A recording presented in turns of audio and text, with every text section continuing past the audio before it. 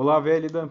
Mais uma vez, parabéns por você ter passado no concurso, chegado aos 10 últimos colocados. Não é qualquer um que consegue isso. Meus parabéns. Público do canal sempre de alto nível. Esse vídeo é introdutório, nós vamos falar só o que caiu em cada uma das provas práticas em cada uma desses campos, tá? Vamos falar VUNESP, prova prática, cargo de assistente de suporte acadêmico 2, na área de eletroeletrônica, como foi a prova e o que caiu nas provas práticas da VUNESP anteriores que tivemos acesso e uma, inclusive, que eu participei. Esse vídeo vai ser só dizendo o que aconteceu e como foi, o conteúdo que caiu, e os experimentos, o treinamento de cada uma dessas atividades a gente vai fazer nos vídeos mais para frente, tá? Ficaria muito extenso somente nesse aqui. Então vamos lá. No campus de Tupã, no qual eu participei e o aluno Daniel também participou, o que caiu lá? Caiu acionamento de LED com Arduino e lógica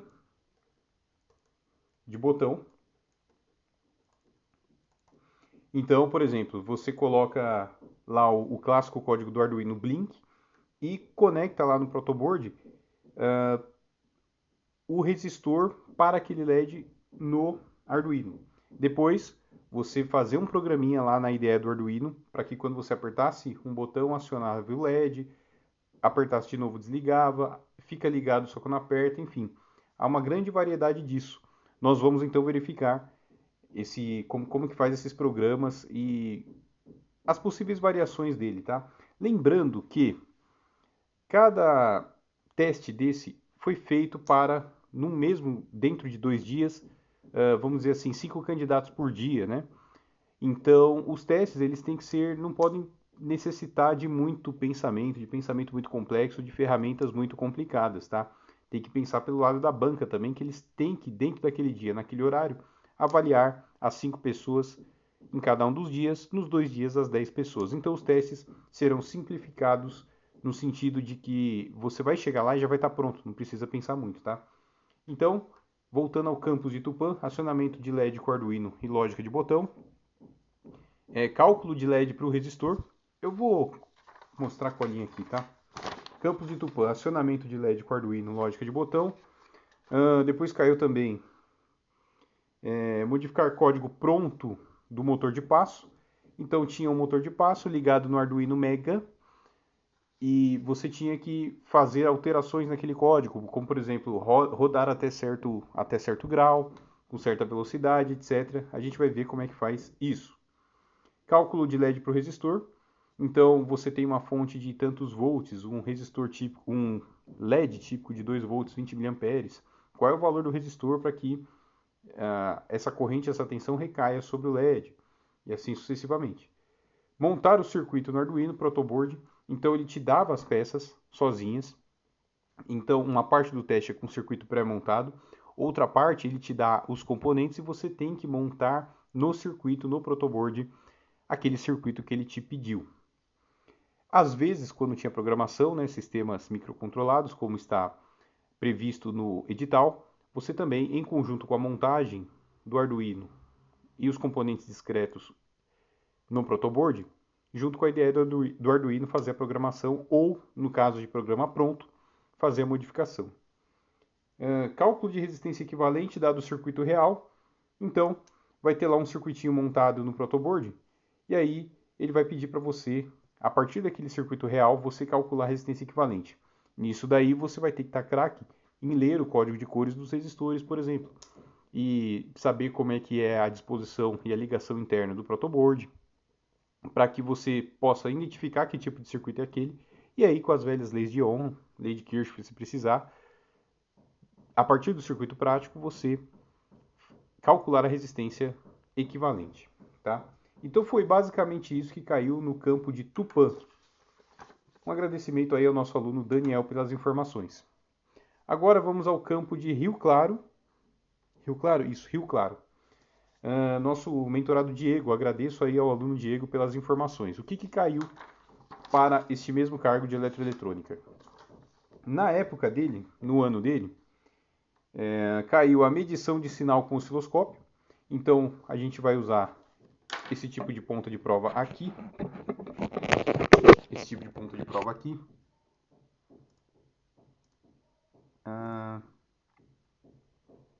Esse tipo de ponta de prova para fazer as medições, tá? Infelizmente eu não vou ter o osciloscópio para demonstrar, mas eu tenho a ponta de prova. Então, a simulação aqui no teste vai ser muito igual na prática ao que você vai fazer e o que você vai esperar, tá bom? Então, medição de sinais com o osciloscópio. CNC 3018 mais o KiCad. Então você vai fazer uma PCB, uma placa de circuito impresso, você primeiro precisa projetar ela num software de preferência aberto e open source, que é o caso do KiCad. E aí esse software vai gerar o Gerber, que vai gerar o G-Code, a gente já vai falar sobre isso, que vai para uma CNC Router para ela fazer a placa de circuito impresso. A mais barata e usada é a 3018 com alguns upgrades, que é esta daqui.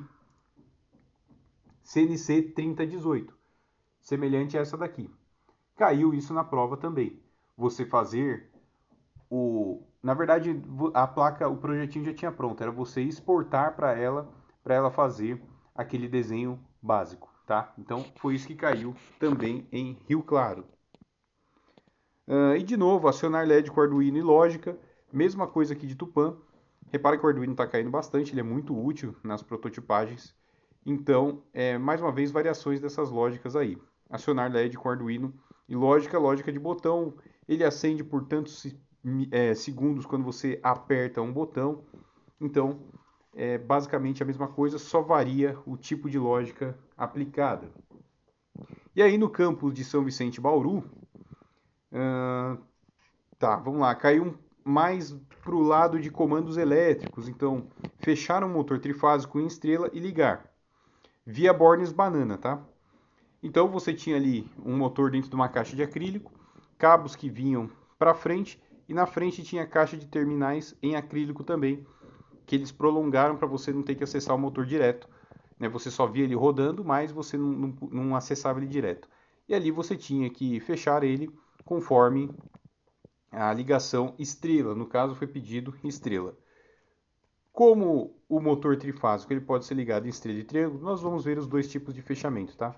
Então, foi isso que caiu também no campus de São Vicente Bauru, fechamento de motor trifásico. De novo, medição de sinal senoidal com osciloscópio. Então, tinha um circuito lá ligado à rede elétrica, num divisor resistivo. Você tinha que medir e fazer a onda aparecer na tela do osciloscópio conforme a folha de teste pedia do lado dele. E também ligação de paralelos de interruptores. Sabe, na sua casa deve ter, eu não sei se tem, mas você já viu, né?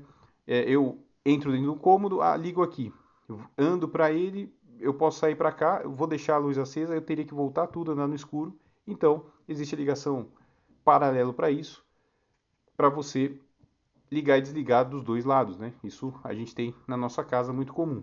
Então, esse tipo de ligação caiu lá também para você fazer na bancada, tá? Com interruptores igual da tomada, só que da bancada e modulares, tá? Não aqueles de embutir. E também caiu acionar um relé com Arduino via um transistor BJT-BC548, né? O típico, você coloca ali o sinal de 5 volts da saída do Arduino no resistor, que vai na base desse transistor. Esse transistor, no coletor dele, tinha um relé, em paralelo com a bobina do relé o diodo de roda livre e tal, e aí ele acionava.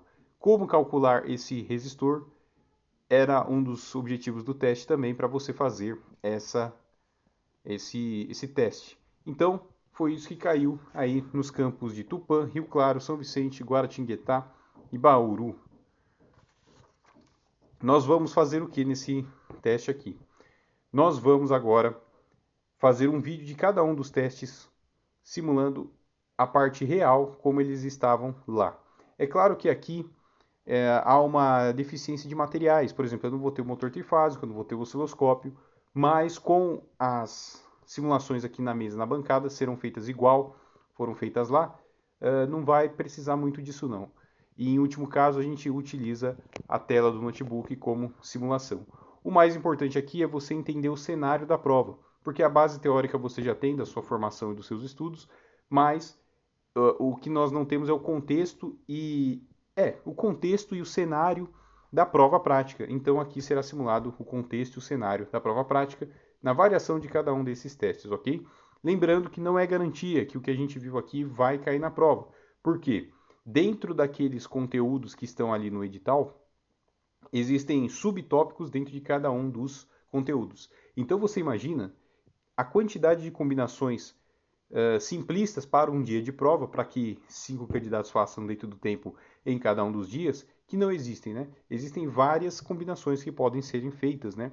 Por exemplo, ali a semicondutores e componentes eletrônicos. Vamos falar assim, quantos componentes eletrônicos e semicondutores não existem para se fazer diversos circuitos que dá para serem executados ou analisados ali naquele momento, por exemplo. Então, não é garantia que o que a gente vai ver aqui vai cair exatamente, até porque coisas iguais aqui, como por exemplo circuitos protoboards, caíram em diferentes campos, em diferentes anos de prova, porém com variações diferentes. Mas a base e o cenário vai ser dado aqui. Esse é o objetivo do treinamento, você saber o cenário da prova, o cenário e o contexto da prova prática, antes dos demais candidatos, é isso que vai dar a sua vantagem. E lembrando que todos aqueles que fizeram a prova conosco chegaram nos últimos colocados, tá? Então, vamos aos vídeos de cada um dos testes.